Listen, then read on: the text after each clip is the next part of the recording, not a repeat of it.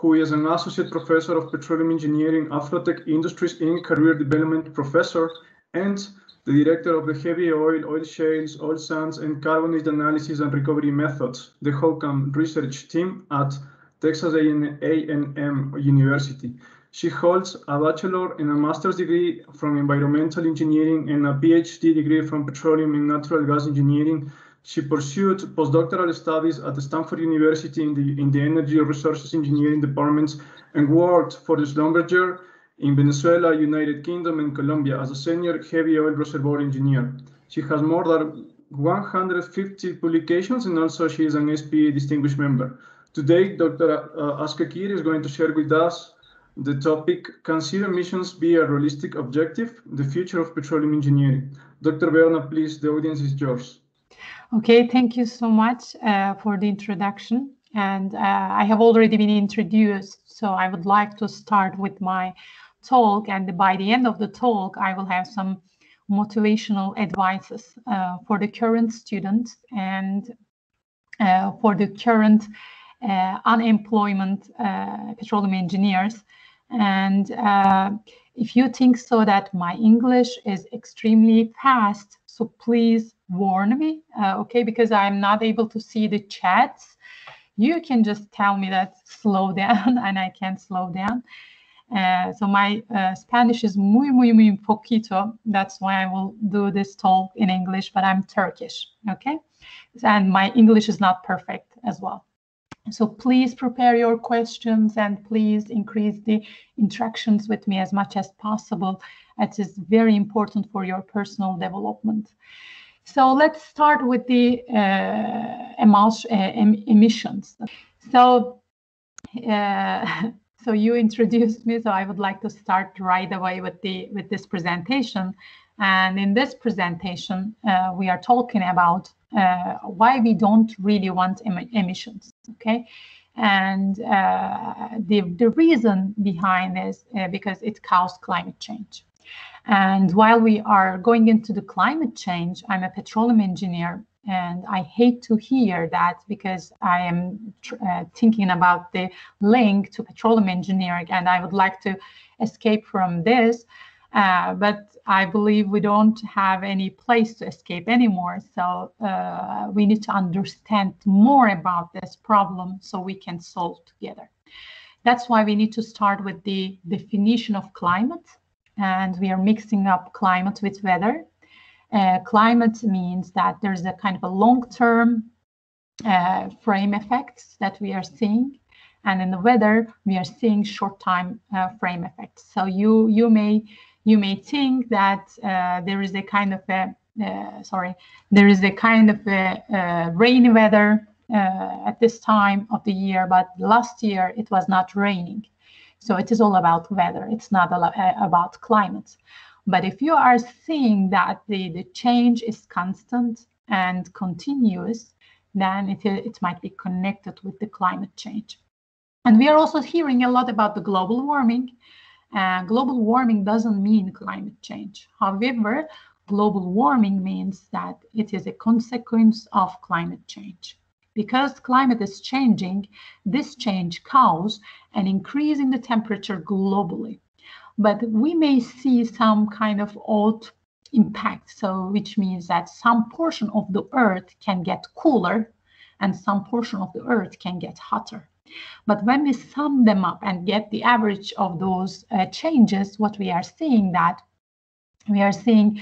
the overall Earth temperature is getting increased, even though some places may experience a colder environment.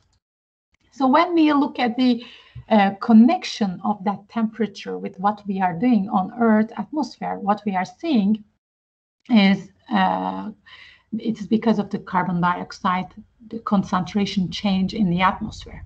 So you are seeing here the temperature versus year graph, and we are seeing that the temperature of Earth is increasing.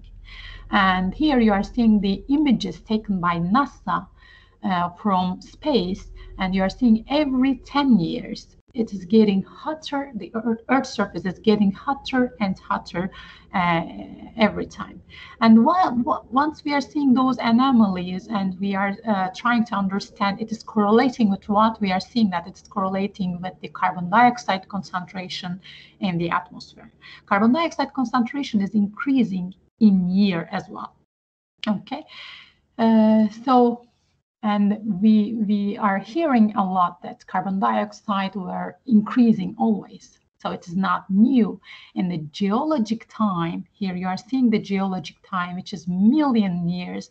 It was always happening already, okay? And you are seeing that the carbon dioxide levels were extremely high, and then we have observed a drastic reduction in the carbon dioxide level in the atmosphere, and this era is representing the era that we are living right now, this one.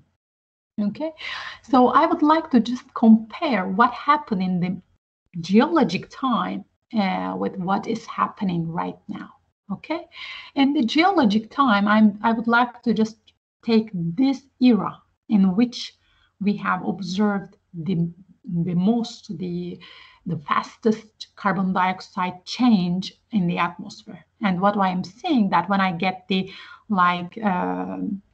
tangent of this line, I'm getting, it was changing 0.007 ppm carbon dioxide per 50 years. And this is representing right now how we are affecting carbon dioxide concentrations in the atmosphere. And I would like to check the tangent of this curve, but this one, okay? When I check, I'm seeing that this is 80 ppm per 50 years. So the change is really different, okay? And I was calling this change is the fastest in geologic time, but now in the current time, I'm making a change really, really extremely fast. It is around like 11,500 times more than the fastest carbon dioxide change that we observed during geologic time, which means that it is really a huge change, and we need to do something about that. So, and it means that the human being life is coming to an end. Actually, it is not true, because we are genius. We can create a solution and we can mitigate the consequence of global warming and the increase in carbon dioxide emissions. First, I need to learn the source. Okay, if I don't know the source, I cannot mitigate the consequences. What is the source really? The source are known as these are the influencing factors causing global warming, increasing carbon dioxide level in the atmosphere. But I am interested in which one is affecting most and why these were all happening in the past, in the geologic times. But in the current time, I'm experiencing more changes. It is because of this anthropogenic effect. Okay, anthropogenic effect means that because of us, because of human contribution to carbon dioxide concentration in the atmosphere. And what will be the consequence of that?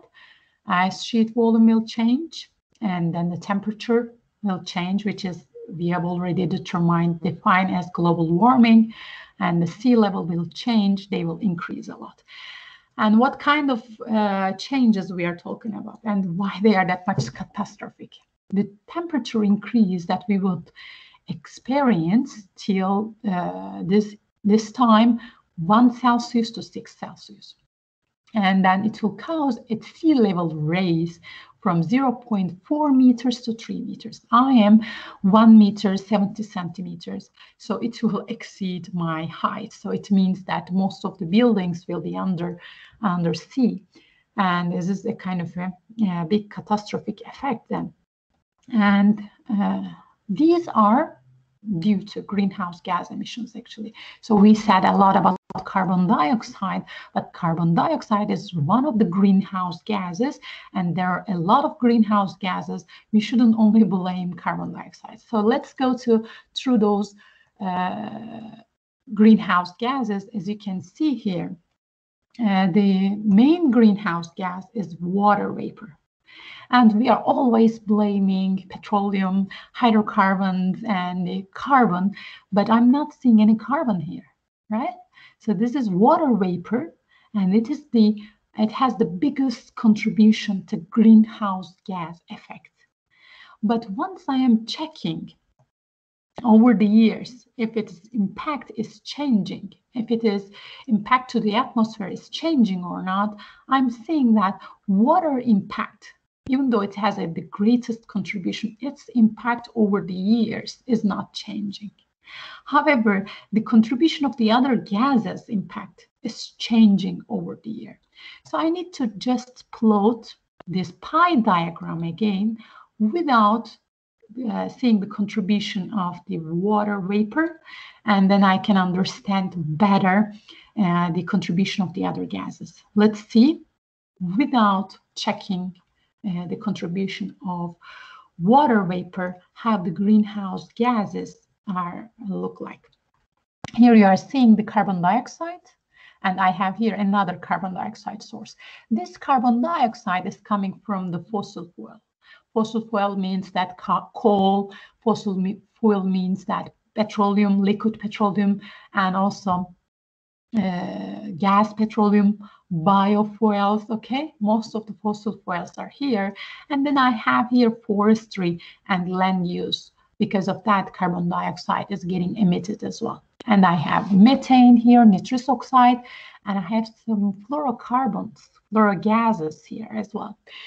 And while I'm just checking all of these, and I have a question right now, why I'm always blaming carbon dioxide, but I'm not checking the methane and the other gases' contribution to the atmosphere, to the greenhouse gases. Actually, we know that they all have greenhouse gases, and we are normalizing the other gases' impact based on carbon dioxide. And when we are checking this normalization, it is called global warming potential. And the global warming potential of carbon dioxide is taken as 1. And the methane has 84 times more impact than carbon dioxide. Nitrous oxide has 364 times more impact than carbon dioxide. So when you look at this table, carbon dioxide is much more innocent than methane, than nitrous oxide, than chlorofluorocarbons as well. Okay, they have a tremendous effect in the global warming. And while we are looking their life in the atmosphere, carbon dioxide life is not changing, but the methane life in years its contribution is getting reduced in year.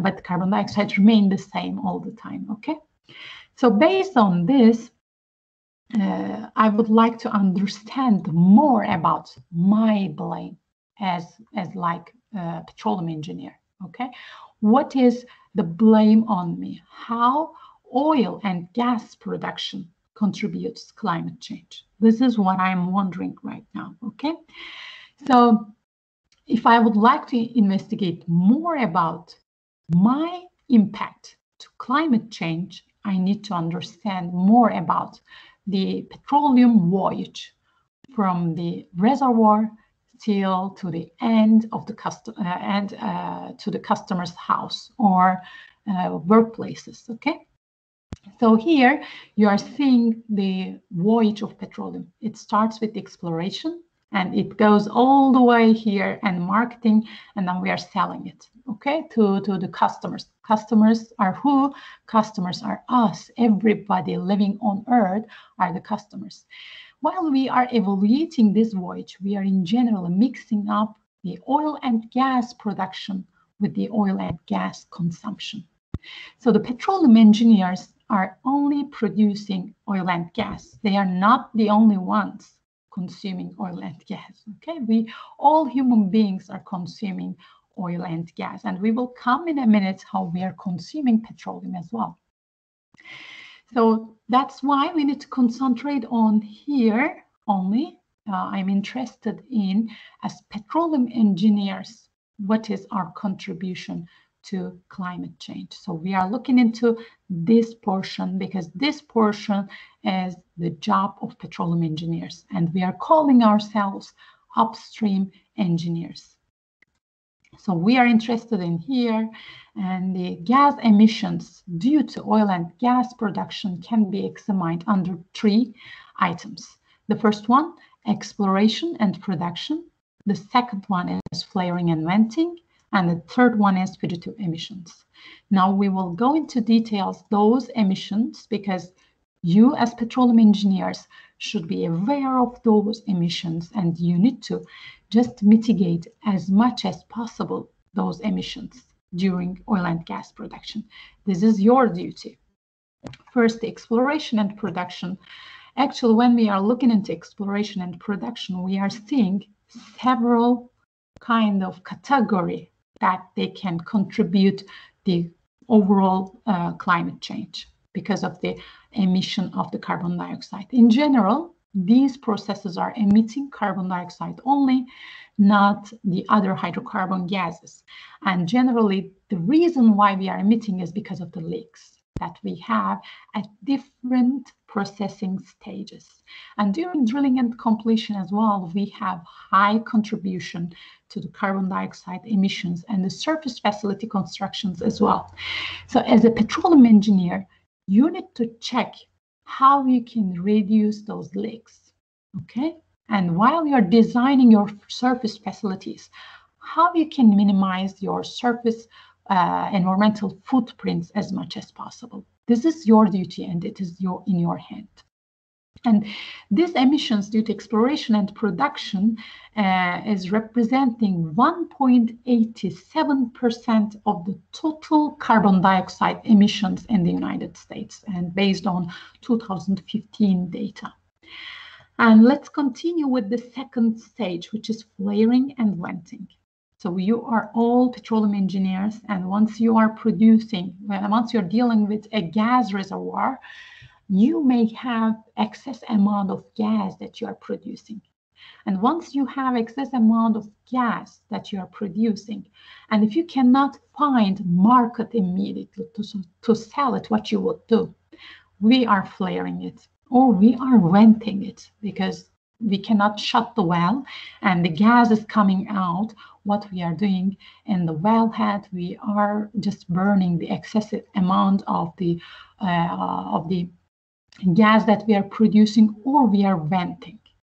Okay, so this is a kind of a night view of United States, and you are seeing a kind of huge big cities. Big cities have a lot of like lights during night, and there is no big city here, but you are still seeing light here. This is bacon formation, and because of the excessive gas that they are producing, they are flaring it.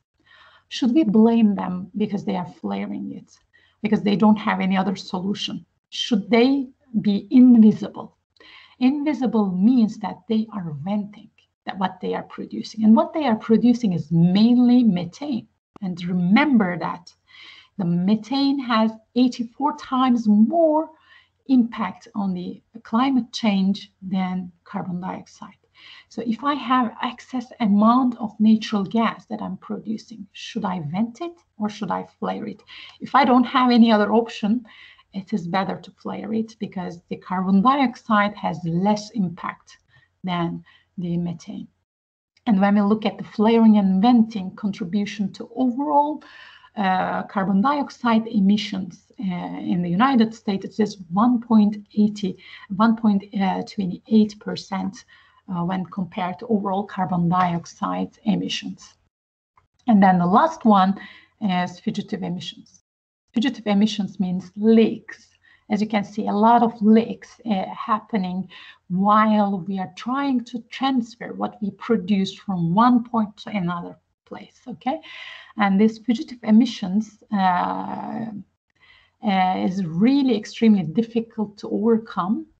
Even in the laboratory, we have really a lot of leaks, and if you would like to avoid those leaks, you need to just minimize as much as possible the fittings that you are using. So instead of like having more and more connections, if you can have a kind of a continuous pipe, it may help to reduce the leaks. But when we look at the contribution of fugitive emissions in the total carbon dioxide production, it is around 0.45% contribution. So as a petroleum engineer, what you can do, you can reduce as much as possible the leaks, and you can minimize to produce excess amount of gases by just engineering the surface facilities in a better way.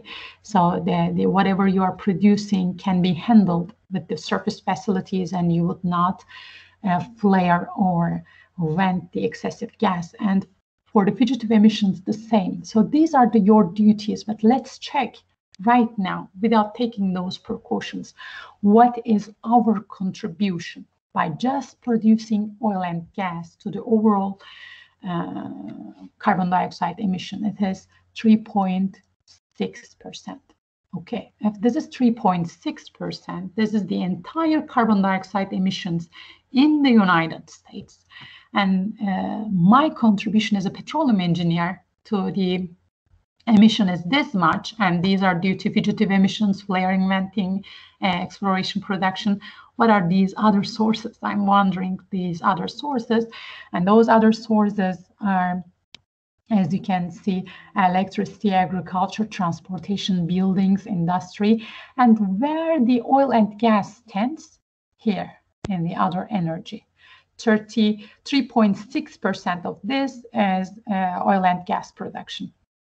Okay, and so I would like to go through the electricity more about the gas emissions. Okay, when we look at the electricity source in the United States, and more or less the same for the worldwide, we have the contribution of coal, contribution of natural gas, contribution of petroleum, and the contribution of the renewable energy and the nuclear energy as electricity. And in the gas petroleum here, the electricity generation, 35% of what we are producing in terms of hydrocarbon gas is going into electricity generation. Okay, and then if you are just turn on the lights in your room, then you have carbon footprint. It doesn't mean that you have carbon footprint because you are fueling your car and driving your car. Not only transportation, but the electricity has a contribution. Apart from that, right now, all of you are in front of your computers and you're using electricity. So this talk has a carbon footprint. Okay, we are contributing right now carbon dioxide emissions, and if you are cooking, you have a contribution. If you are cleaning your house, you have a contribution. So it doesn't mean that only petroleum engineers by producing the petroleum has a contribution to global warming or climate change, but everybody living on Earth has a contribution really. And so we would like to use electrical car, and I would like to understand if electric car has a contribution to global warming or not.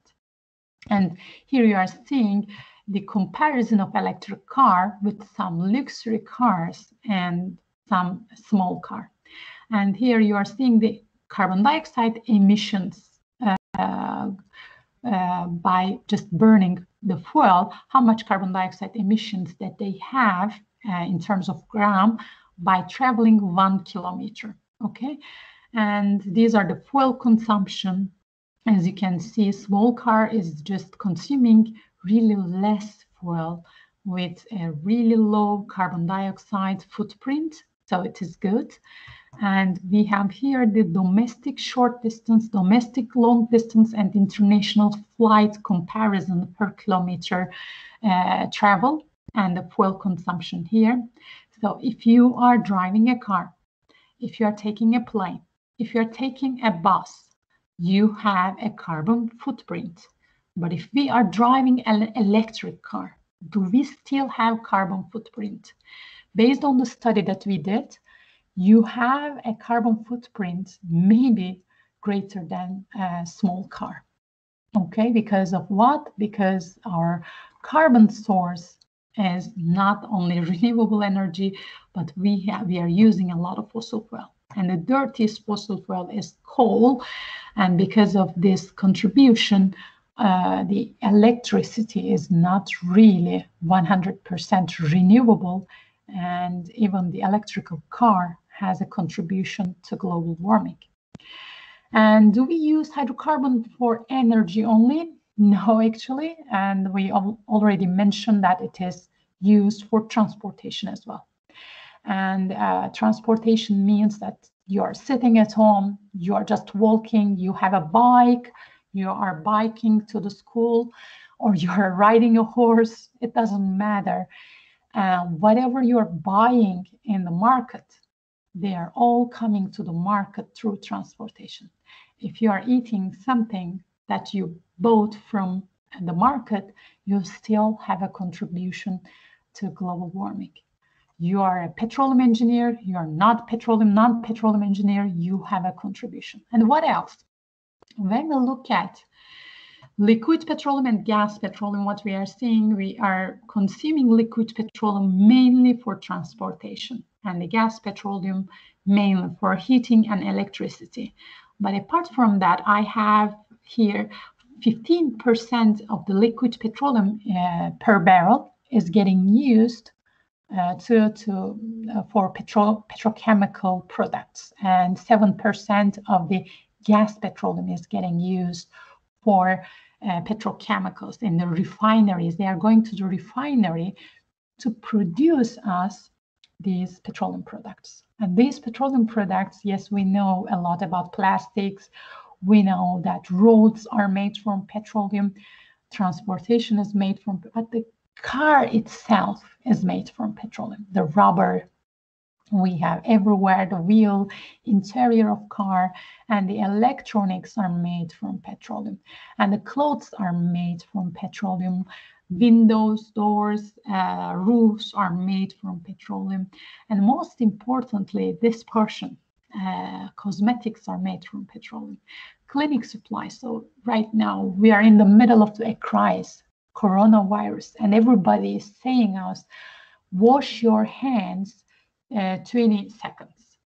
I cannot wash my hands without petroleum because soap is a petroleum product. And what else? Medicines, because petroleum has carbon and hydrogen, and we can just extract that carbon, hydrogen, and other elements from it, and we can convert it into another product easily. And that's why it is very useful and making our lives extremely comfortable. So let's check right now carbon dioxide emissions up to date. Who to blame? When we are looking here, what we are seeing, energy-related carbon dioxide emissions by sector in billion metric tons. So this is my carbon dioxide emission in billion metric tons. And this is the year, and this is extremely up to date. This is the source from 2021, this year. And this shows the history. This is the projection, what would happen in the future. What I'm seeing here, the commercial, resident, electric power industry, and the transportation. Transportation is producing a lot of carbon dioxide. And I would like to just know about what to blame really in this production. When we are seeing coal was the dirtiest one, and we are trying to eliminate as much as possible the coal used in the United States. And you are lucky you don't have coal that much in Ecuador. So you are in this portion. So when we are looking here, natural gas and the petroleum has really huge contribution. Their consumption has really huge contribution to carbon dioxide emissions. So yes, it is true. Climate change is real, and it affects all of us. It may kill all of us, and it might be dead. It is obvious that it is deadly, more deadly than coronavirus. Okay, so we need to do something about that, and we need to just check who to blame. As I mentioned you before, petroleum engineers are not the ones who we need to blame, because we are all consuming oil, and you are seeing the oil consumption. In United States and Canada, we are consuming the most. But when you look at the European Union countries, China, they are also consuming a lot of petroleum. So who to blame? Everybody who are consuming petroleum, we need to blame. So what about petroleum engineers, right? Are we this job, this occupation is fading away? Should we forget about petroleum engineers and we should look for other directions? Let's check that, okay? So here, what you are seeing, fossil fuel fire electric power generation. So energy is really very important, because of energy, I can connect with you right now. Throughout coronavirus pandemic, we could be connected just because of the energy. So energy is very important for us. It is making our lives extremely comfortable. That's why we need to continue to understand more about energy problems. And here you are seeing that the history and the projection of the fossil fuel fired electric power generation in trillion kilowatt hours. The green curves are representing if we will produce more and more oil and gas. If we will produce less and less oil and gas, then the red curve is representing that case. And the black curve is our reference point. So what I'm saying here, fossil fuel fired electric power generation is increasing in years if we will continue to produce more and more oil. It doesn't mean that we came to the end of the oil. But if we would not continue to produce oil more and more, then it will just reduce, but it still exists. Okay, this is not fading away. It's not going to the zero. So there is no projection which is saying that it will go to zero. It will stay in these margins. So which means that who will produce this oil? Who will produce this gas? Still petroleum engineers, okay? None other disciplines. And when we look at this scenario, it is saying that the US electrical generation by sources here, we have renewables given with the green, natural gas is given with blue, coal is given with a light gray, and the nuclear power is given with the red. And I can easily say that I have natural gas here, okay? If I would write this thing based on low oil and gas production, then I will see that renewable energy will jump, but I will still produce natural gas, okay? And if I will produce a lot of oil and gas, then natural gas will exceed the production of renewable energies. So these projections are till 2050. And right now we are 2020, 30 years from now on. And if you are right now 20 years old, these projections are telling you till when you become 50 years old, how the oil and gas business will look like. So how it will look like. So I'm thinking of natural gas. I'm seeing even the worst case scenario. I'm seeing that we are still producing oil and gas. So which means that we will need petroleum engineers in the future. But the money actually is not easy right now, okay? So it is becoming tough and tough each year. Technology is getting easier. Everything is getting easily accessible, and the life is becoming very difficult. Now, I would like to conclude my presentation with giving a little bit highlights about my life, okay? So in the introduction, they introduce me, but what I'm seeing by looking at right now, the current engineering student, the reverse of me. So let's check, okay? I'm an environmental engineer. I graduated in 2001 as an environmental engineer. Nobody was caring about the environment at that moment. And I was looking for a job, and nobody was giving me a job. And there was a huge economic crisis in Turkey. I'm Turkish. In 2001, and there was no job. Okay, I was extremely devastated. I devoted my 4 years on environmental engineering, and I really liked what I was doing, but I couldn't find a job. And did I cry? I didn't cry. And I said, okay, what I would like to be, what I'm looking for in the future. I just said, I would like to become a professor. Guess what? Did I become a professor? Yes, I became a professor. But I was not thinking that I would go that far. And I couldn't find a job. And I was getting interview. And in the interview, the question that they were asking me, how many months I can work for free? I was saying, oh my goodness, I cannot work for free as an environmental engineer. I need to eat. I need to stay alive. I need money. There were no hope. So I started to build my future by working at different part-time jobs. And in 2003, I worked at 6 different part-time jobs to pay my tuition, to continue my education. And I resisted. I said I would like to continue as an environmental engineer. And I start my Master of Science with 6 different part-time jobs.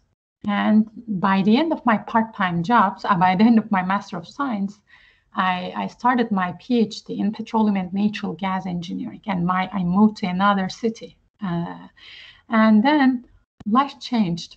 Okay, then I started my postdoc in energy resource engineering at Stanford University. And while I was at Stanford, till here, I was always seeking for a job. And after this point on, because my CV was getting extremely good shape, I started to get offers. And I started working as a senior heavy oil engineer in Venezuela. While I was at Stanford University, I don't know if you know, but it is the best university in petroleum engineering.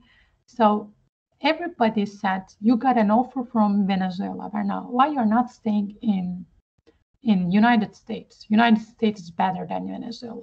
I didn't hear even them, okay? I was always broke here. I was always hungry here. I was seeking for experience. I was seeking for new skills. I said yes, and I went to Venezuela. Then they moved me to UK. I said again yes. And then they moved me to Colombia. I said again yes. I didn't say that, no, enough is enough. I am very qualified. I can go wherever I would like. No, I have seen every single experience extremely valuable, and they paid off. I really suffered economically a lot till 2010. But after 2010, once I started working for Schlumberger, for the first time in my life, I saw money in my bank account. Okay, so these are kind of a motivational talk for you, so you can see from reverse. Okay, so you can see the demand.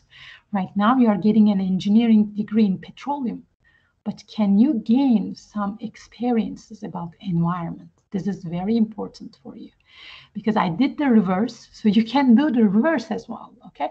You may not have a goal to become an academician, but it is obvious that one discipline right now, just getting petroleum engineering degree might not be sufficient.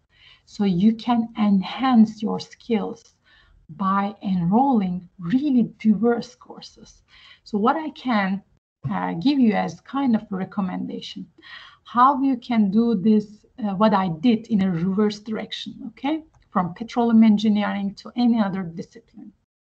So you need to just see how the world is changing, where world is going towards, okay? So based on that, you need to enhance your CV. You are extremely young. You are just at the beginning of this voyage. So you can enhance your CV while you're a student through SPE communications, okay? And you can do major or minor, or you can get a certificate on environmental engineering concepts, energy engineering related concepts, biofuels, or you can gain experiences in research to understand in the future if you would like to become a researcher. Okay, so I am a petroleum engineer, I am an environmental engineer, but I'm a researcher. Okay, so you can enhance also your skills. How you can do that? You need to gain as much as life experiences. So forget about your parents. Your parents are giving you like money for your tuition.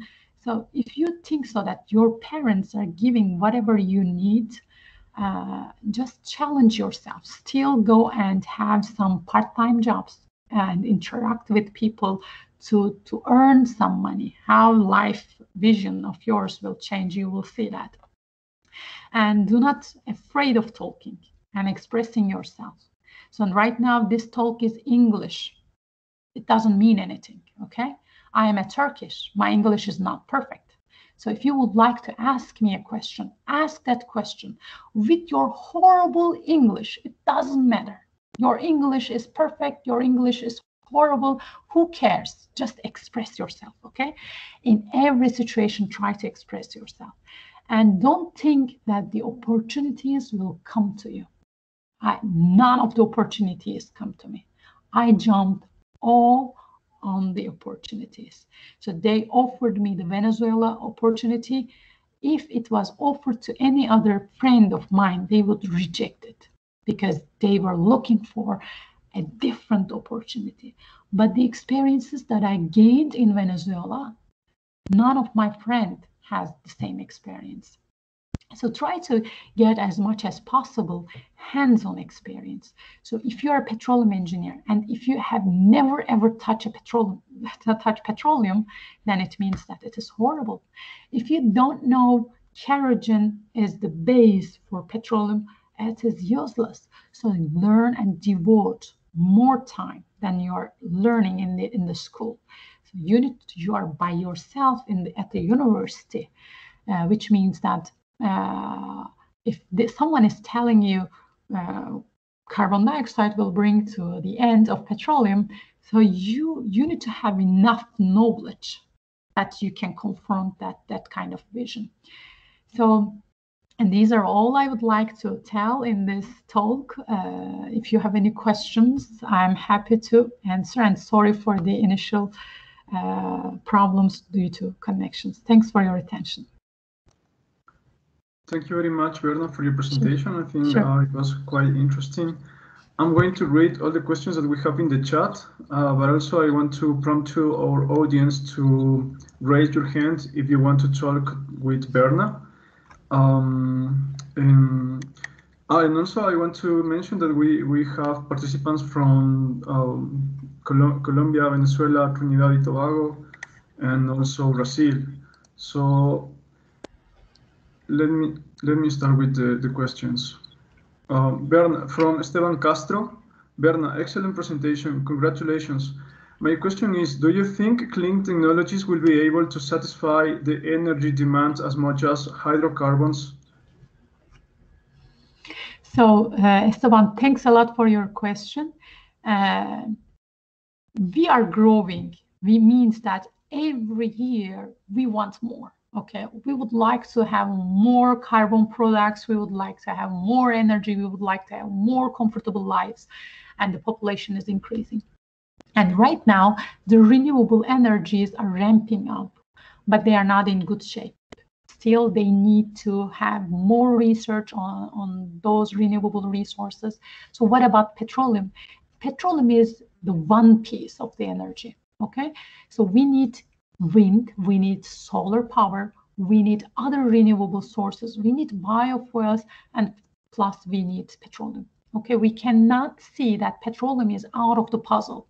We need all energy sources because the population is increasing, because our comfortable life need is increasing. We are looking for more and more all the time.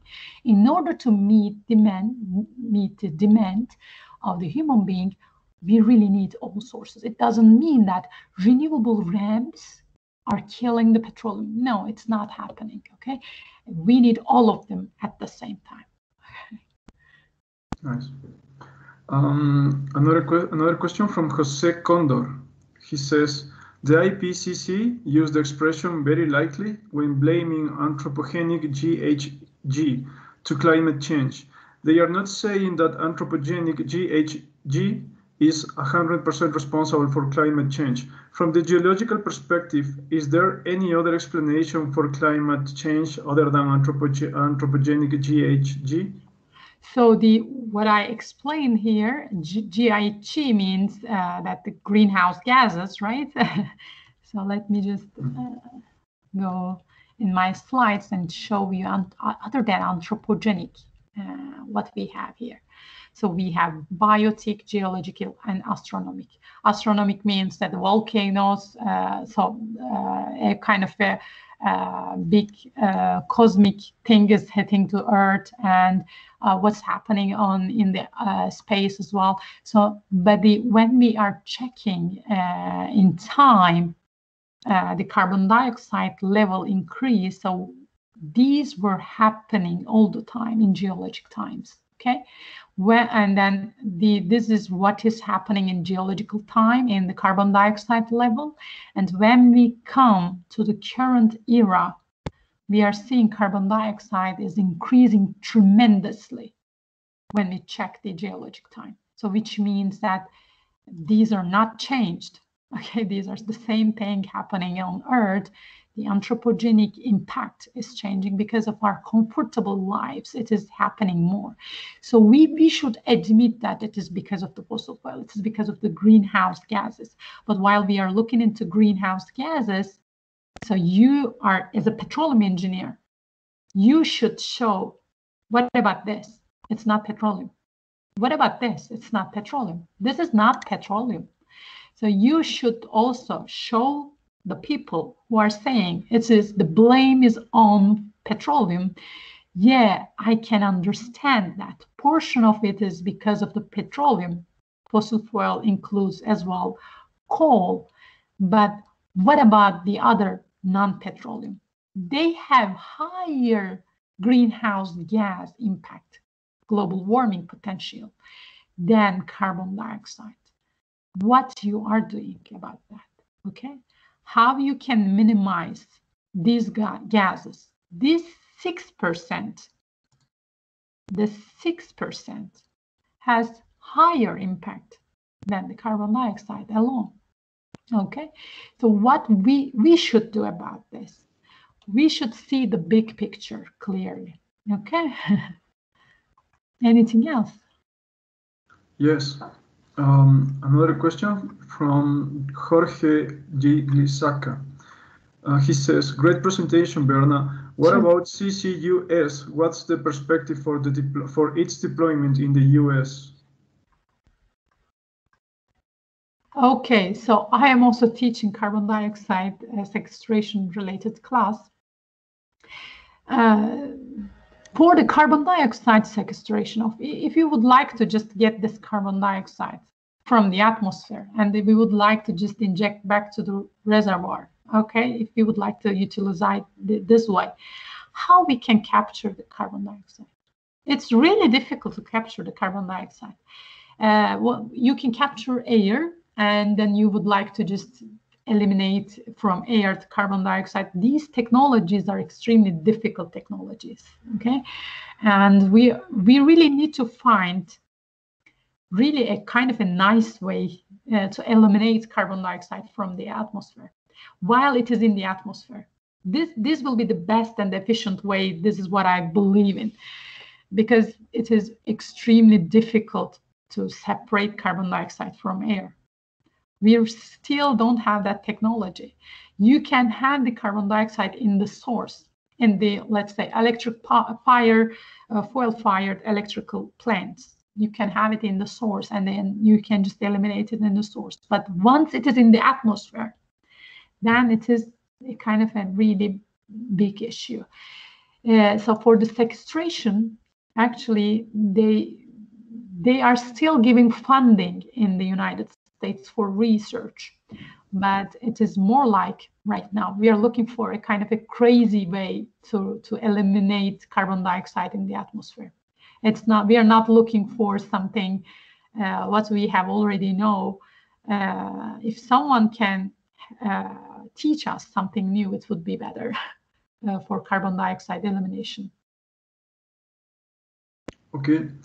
A question from Nicolas Marroquin.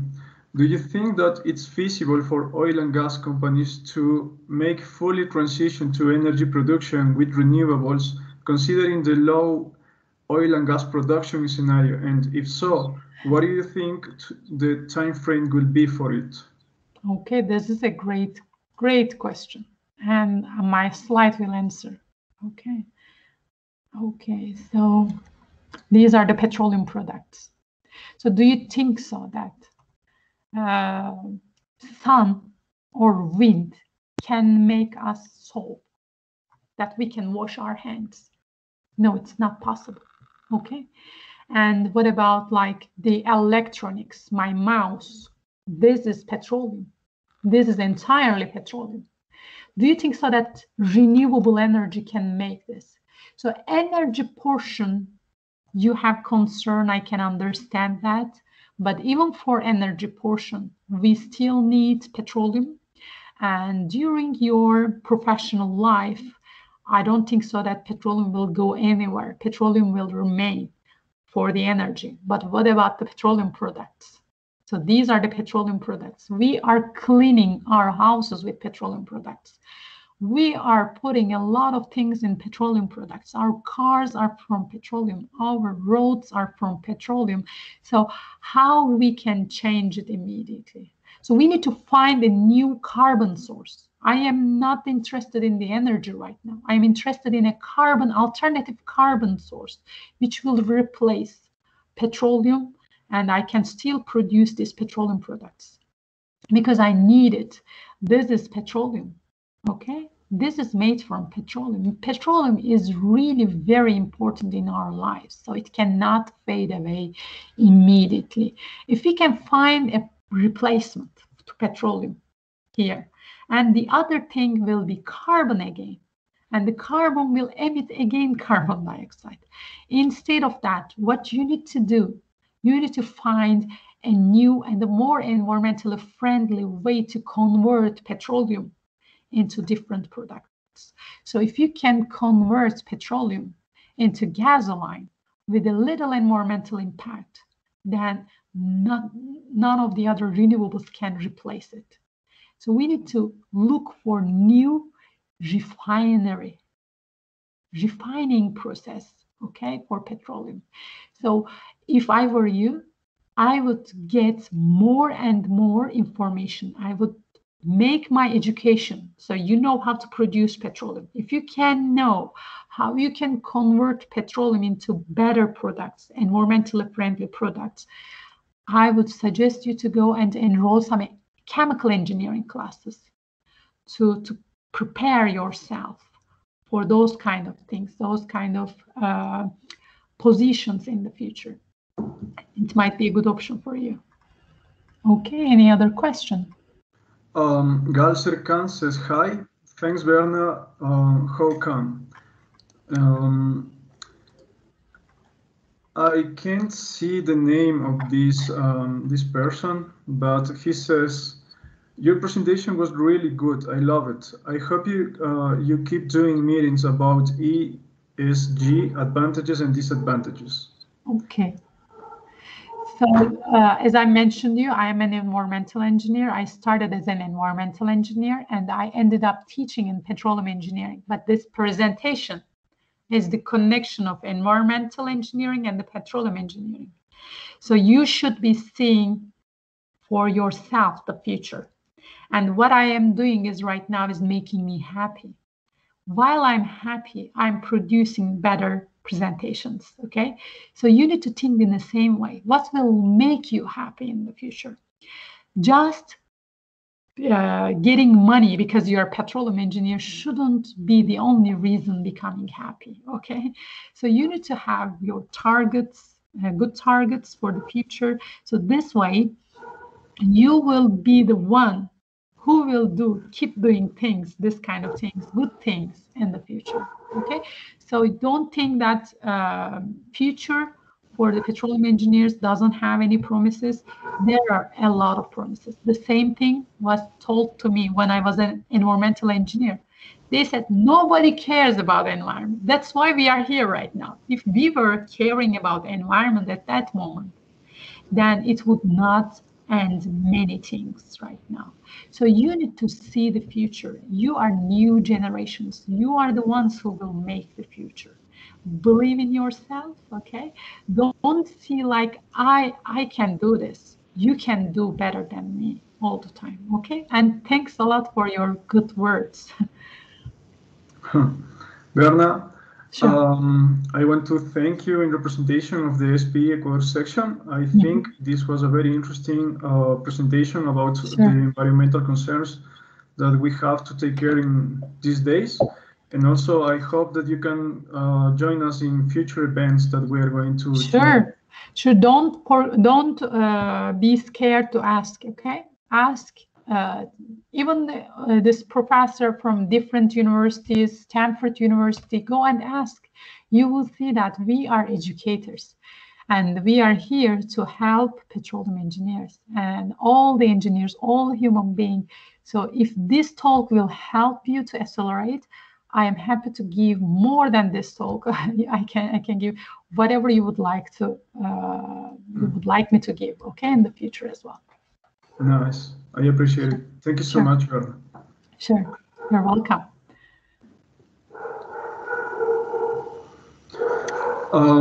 Dear attendees, this was the last presentation about the climate change. In the next presentation, we are going to do the challenge launching about machine learning. So I want to give 2 minutes for a short break. So we have to prepare the presentation for the next time. See you in 2 minutes. Bye, Berna. Thank you so much. Bye. You're welcome. Bye.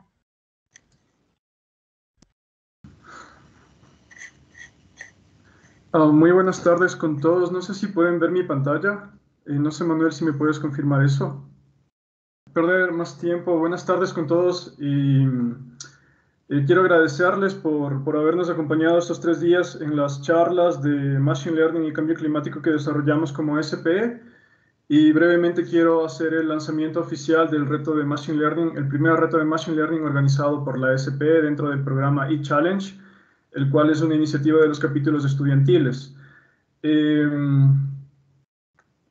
Quiero primero empezar explicando las 3 premisas de las cuales se partió para establecer este reto de Machine Learning. Entonces vamos a empezar por que se trata de un problema de la vida real. ¿Qué quiere decir esto? Que para el reto en el que los participantes se van a desempeñar, ellos van a usar data de un campo, data real de producción de un campo, la cual obviamente va a estar anonimizada, pero pertenece a registros de operaciones reales.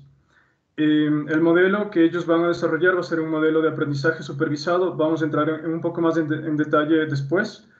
Y también procuramos que tenga un amplio alcance. ¿Qué quiero decir con que tenga un amplio alcance? Que no se restrinja únicamente para personas que ya tienen mucha experiencia en la materia, sino el principal propósito de este proyecto es que las personas que apenas están escuchando o recién están empezando en el mundo de la ciencia de datos, pues se sientan animadas en participar y en aprender. Por eso es que nosotros vamos a realizar una serie de talleres y workshops durante el transcurso del contest para que ellos puedan mejorar sus modelos. Entonces vamos a partir por lo más básico. Yo sé que para muchos de ustedes estos conceptos pueden ser un poco redundantes, pero para ejemplo del ejercicio, quiero repasarlos. Por tanto, ¿qué es el Machine Learning? Pues decimos que el Machine Learning es la disciplina que se encarga de dar la habilidad a las computadoras de aprender sin que hayan sido explícitamente programadas para eso. Esta es una definición de Arthur Samuel, quien es uno de los primeros exponentes de inteligencia artificial y recibió muchos galardones en los 80s por su labor dentro del campo de la inteligencia artificial. Ahora, dentro de los modelos de aprendizaje que nosotros encontramos, vamos a destacar 2 el día de hoy. El primero es los modelos de aprendizaje supervisado dentro del Machine Learning, ¿Qué quiere decir eso?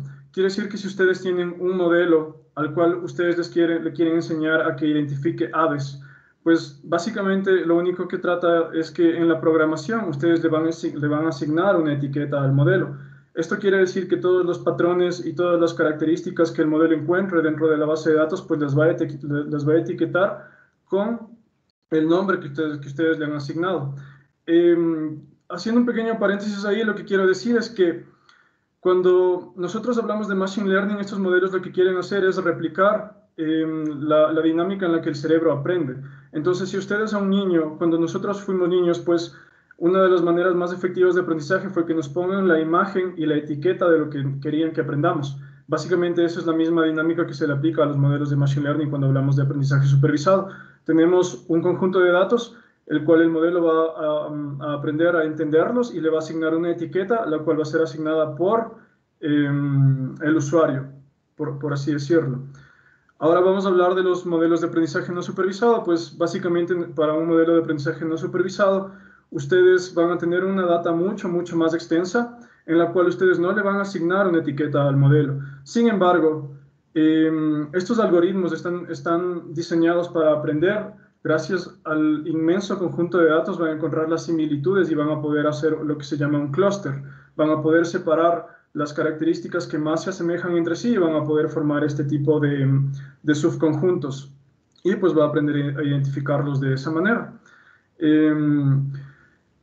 Lo que ustedes ven acá es el calendario que nosotros vamos a manejar de aquí en adelante para el reto de Machine Learning.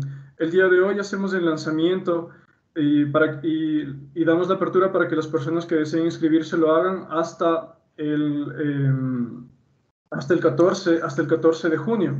Esto quiere decir que las personas interesadas van a tener un mes para poder registrarse, y en el transcurso de este tiempo en el que los interesados deseen hacerlo, vamos a tener una serie de workshops, un hands-on, en donde se les va a dar una introducción a lo que es Python, a lo que son modelos de aprendizaje supervisado, a lo que son modelos de regresión y modelos de clasificación. Posteriormente a eso vamos a tener un mes para la competición. Del 15 de junio al 15 de julio se va a dar la apertura para que las personas pues hagan sus modelos y hagan los submits, que nosotros les vamos a indicar cómo los tienen que hacer. El primer submit se va a realizar el 22 de junio y bueno, posteriormente a eso nosotros nos vamos a manejar con lo que se conoce como un leaderboard. Eso quiere decir que se publicarán los resultados de los scores que obtengan los modelos y se les va a rankear según la precisión que hayan obtenido. El último día para hacer la submisión, el último día para para subir sus modelos va a ser el 15 de julio a las 12 de la noche. Y después de haber nombrado a las personas ganadoras, se va a realizar una ceremonia de cierre del challenge el día 25, en donde los equipos ganadores van a ser presentados y se les va a pedir que hagan una pequeña presentación acerca de cómo desarrollaron sus modelos y cuáles fueron las métricas que usaron. Lo que ustedes ven en pantalla son las empresas que nosotros contactamos para realizar esta primera entrega. Fue una gestión que la hicimos con mucho esfuerzo para poder darle el realce que el evento requiere. Por eso es que tuvimos la intervención de ponentes de Equinor, de ConocoPhillips, Converna, de Texas A&M. Y bueno, se debe mencionar que con NVIDIA se va a realizar la presentación con la persona que está designada en el mes de junio, que va a ser muy interesante. Es una persona que trabajó mucho tiempo en la industria de petróleo y gas, es una ingeniera en petróleos, que después pasó a trabajar en NVIDIA, y la charla que ella va a dar es acerca de los skills transferibles desde la ingeniería de petróleos a una industria tech. Para las personas que están más familiarizadas y con las personas que no, pues quiero hacer una pequeña demostración de lo que son los modelos que ustedes con los que ustedes se van a familiarizar durante este reto. Entonces, esta interfaz que preparé es únicamente demostrativa, no vamos a correr ningún modelo de Machine Learning porque, bueno, obviamente el poder computacional y el tiempo que se requiere es mucho mayor. Así que lo que ustedes van a ver son ya resultados. Entonces, yo les voy a mostrar 3 ejemplos, uno de predicción de litologías, uno de predicción de registros sónicos y un modelo de mantenimiento predictivo. Entonces, las personas que pudieron asistir a la charla de Peter Borman saben que se realizó el año pasado un challenge acerca de predicción de litologías. Entonces, como yo les había comentado, esta es nuestra base de datos. Es una base de datos que tiene 18 filas por 1.700.000, lo siento, 1.700.000 observaciones, 1.700.000 filas y 18 columnas. Entonces, este es el conjunto, la base de datos que nosotros vamos a usar para entrenar el modelo. Pero ciertamente, pues, es mejor si las vemos de manera gráfica. Entonces, si yo les muestro a continuación este ejemplo, pues es una parte de la base de datos. La base de datos está compuesta por 98 pozos que se usan para entrenamiento y 10 pozos que se usan para prueba. El pozo que ustedes están viendo en este momento es el pozo número 46, tal cual como es la raw data. O sea, sin hacer ningún tipo de modificación a la data, sin hacerle ningún tipo de tratamiento o de imputación. Esto es lo que ustedes van a ver de manera gráfica. Como yo les había comentado, teníamos 18 futures, pero yo seleccioné únicamente las que están más pobladas, porque entre las 18 columnas que nosotros tenemos, hay muchas que tienen más valores nulos y generalmente esas tienden a generar un poco más de ruido o no aportan mucha información. Por lo cual yo para este modelo seleccioné las características que ustedes ven acá, los registros que ustedes ven acá, que son el gamma ray, el caliper, la porosidad, densidad, las resistividades, el compresional, el DTC, el factor fotoeléctrico y el SPE. Entonces, como yo les había comentado, como yo les había comentado, nosotros necesitamos asignar, en un modelo de aprendizaje supervisado, necesitamos asignar lo que se conoce como la etiqueta de salida, que en este caso vendría a ser la columna de litologías que ustedes pueden ver acá. Tenemos también la columna de los topes, de las formaciones, y también la columna de grupos. Entonces, esta de aquí sería como uno de los ejemplos de los pozos que se utilizaron para entrenar al modelo. Ahora, realizando el entrenamiento, pues lo que yo quiero hacer es que mi modelo con la misma información me prediga, sin darle, me prediga a qué tipo de litología pertenecen estas lecturas. Entonces a la derecha ustedes pueden ver la salida real, o sea, la columna real, y al costado pueden ver la columna de predicción. Esta columna de predicción, como ustedes pueden ver, no tiene, y generalmente es lo que sucede, ningún modelo les puede dar un 100% de accuracy. Ustedes deben preocuparse si es que eso sucede. Entonces, este modelo tiene un accuracy de alrededor de un 75%. No es muy preciso, no es el más preciso, sino que es solamente un ejemplo para demostración. Ustedes pueden ver que en la columna de litologías tenemos, en la salida real, tenemos que falta la toba. Y pues esto se debe a lo que se conoce como el desbalance de clases. ¿Qué quiere decir eso? Que cuando ustedes tienen un modelo en el cual están entrenando, como aquí, ustedes están entrenando que aprenda a predecir este tipo de litologías, pero tienen un desbalance de clases porque tenemos mucha más lutita, mucha más arena que las otras litologías, que son las dolomitas, anhidritas, las alitas y los basamentos. Entonces, son el tipo de cuestiones que uno tiene que procurar tener cuidado cuando entrena un modelo, y pues para eso es precisamente este reto, para que ustedes se puedan pulir sus habilidades y puedan presentar sus mejores propuestas en este tipo de situaciones. Hay otra cosa que quería mencionar respecto a este dataset, es por ejemplo este pozo de acá, en la columna del gamma ray, tenemos lo que se conoce como un dato atípico. Ustedes saben que los rangos de normalidad del gamma ray oscilan entre 0 y 150, pero ustedes aquí pueden observar una lectura de 800. ¿Qué les quiere decir esto? Que posiblemente aquí hay un valor atípico, lo que se conoce como outliers, y que también requiere el tipo de tratamiento que ustedes deben asignar para que el modelo no aprenda de ruido. Una vez hecha la predicción, pues obtenemos esto de acá, que es la salida que ustedes ven aquí. Como último ejemplo, pues les quería mostrar un último pozo. Aquí están cargados solamente los pozos de entrenamiento, no los pozos de prueba. Por lo que les comento, este es un ejercicio nada más demostrativo. A ver, bueno, voy a pasar al otro ejemplo, que es, este de aquí es un dataset que pertenece a un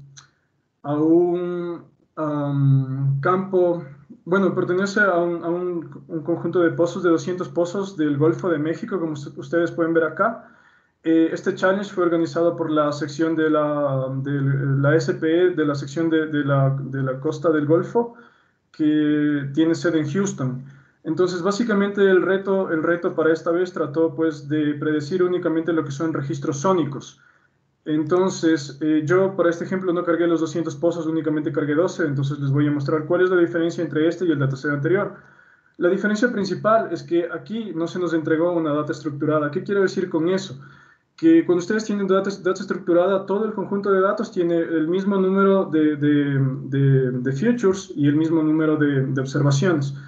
Eso quiere decir que ustedes van a tener los mismos parámetros y también van a estar delimitados en el mismo conjunto de datos.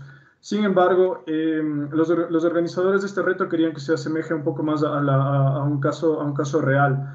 Eso quiere decir que nos dieron los 200 pozos, los 200 archivos LAS, y fuimos nosotros los que teníamos que generar la estructuración y pues crear la base de datos. ¿Qué quiero decir con eso? Que, por ejemplo, si observamos el pozo 5, yo tengo muchos más parámetros y no son los mismos que yo tengo en otro pozo, como por ejemplo el pozo 10.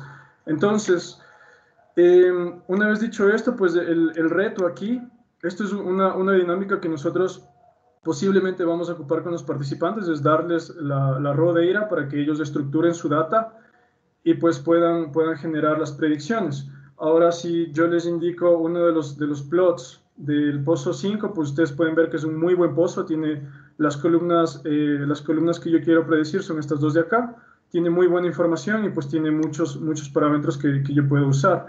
Pero si vemos un pozo diferente como el pozo 2, pues la situación cambia.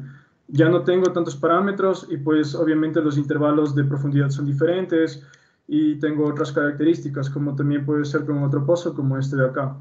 Entonces el reto, como les comento aquí, es estructurar la data para que tenga los mismos parámetros y que el modelo los aprenda. Es muy importante que el modelo aprenda de los mismos parámetros, tanto para entrenamiento como para pruebas, se deben usar los mismos parámetros. Bueno, y pues la salida es básicamente, si hablamos del pozo 5, pues este ya es una data estructurada, son los parámetros que se seleccionaron, y ustedes pueden ver aquí la columna de salida y la columna de predicción. Básicamente es el final lo que nos brinda el modelo. Podemos observar cualquier otro resultado y pues tendríamos esto, siendo esta el DTS y siendo esta la predicción de salida, ¿sí?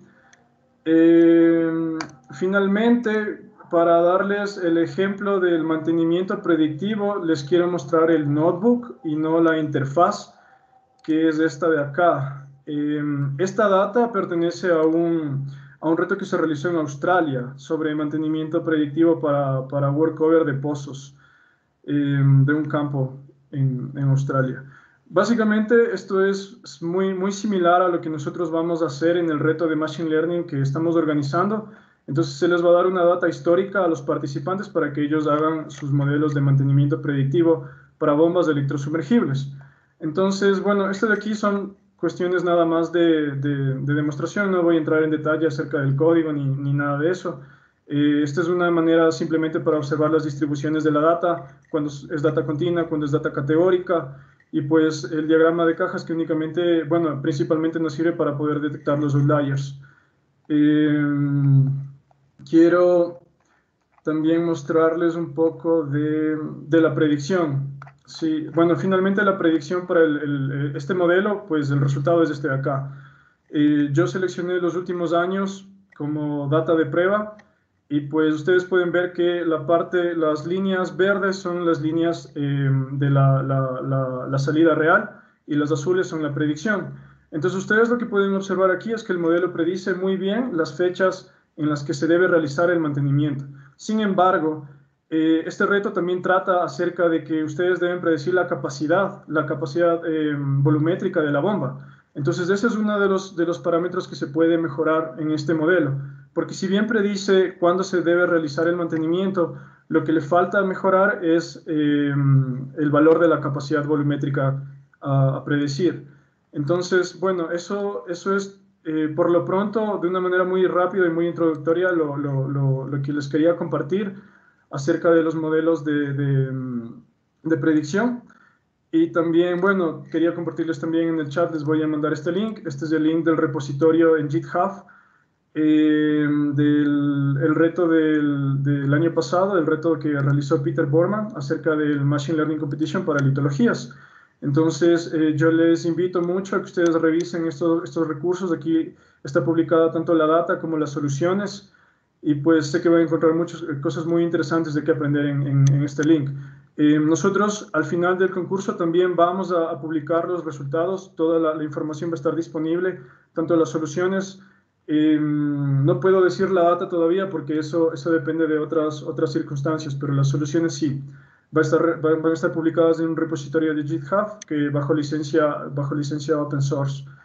Creo que eso es todo por mi parte, sin más que les pueda compartir por el momento. Y bueno, si ustedes tienen alguna pregunta, pues estaré encantado de responder cualquiera de sus dudas. Muchas gracias. Sí, muy buenas tardes, Paul. Exactamente, el challenge va a ser acerca de mantenimiento predictivo. A ver, ¿y cómo nos van a calificar? ¿Va a ser alguna tabla o algo? Pues, buenas tardes, Esteban. Sí, exactamente. Lo que se va a hacer es que ustedes van a realizar un submit de sus modelos y nosotros vamos a sacar la métrica, vamos a sacar el error con el resultado. Entonces, mediante el resultado que ustedes obtengan, pues se les va a rankear en un leaderboard público en el cual ustedes van a poder tener acceso para ver cómo les fue con su predicción.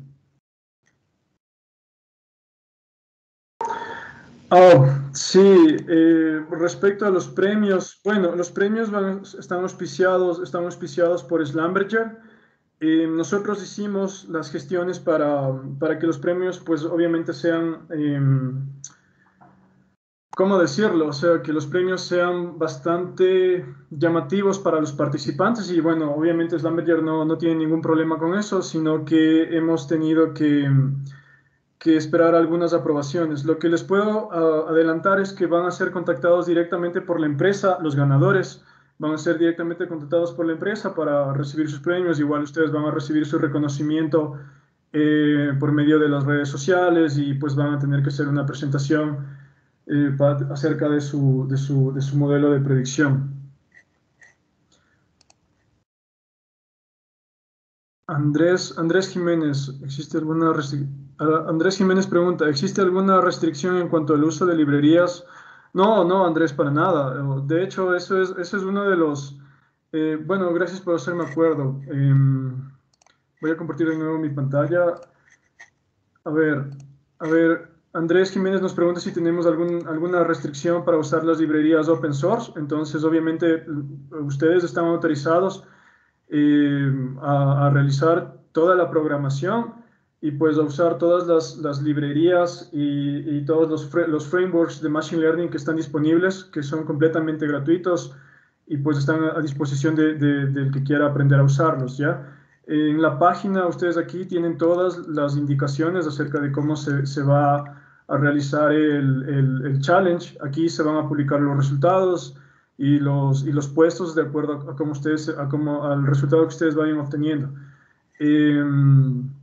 Lo que sí voy a hacer es también pasarles este link en caso de que todavía no lo hayan visto. Y una cosa que también no pude mencionar antes, no lo recordé, fue que el único requisito para el concurso es que ustedes deben estar afiliados a la SPE.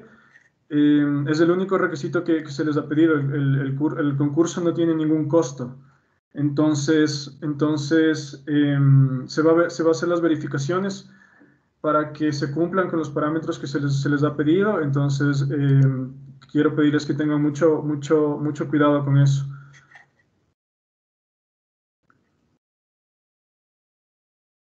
María José Cerón nos pregunta, ¿también para Young Professionals? Sí, María José, totalmente. Este es un reto no solo es para estudiantes, esto es muy importante aclararlo. La primera versión del eChallenge estuvo enfocada únicamente a estudiantes y lo que se busca con esta nueva versión del eChallenge es que ustedes, pues, o sea, que se brinde una oportunidad y se extiende el alcance a los jóvenes profesionales.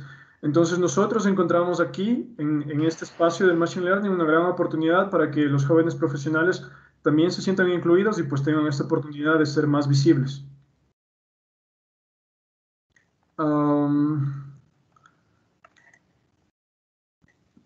Otra pregunta de Denis Carrillo. ¿Puedes subir también el cronograma del challenge? Claro que sí, Denis. De hecho, a todas las personas que se inscriban se les va a enviar todas las notificaciones de sus correos acerca de las fechas de los workshops y todo lo que ustedes acaban de ver acá en la presentación. ¿Cómo puedo afiliarme a la SPE? Bueno, si revisas el link que acabo de mandarles, ahí tienes toda la información para hacerte miembro.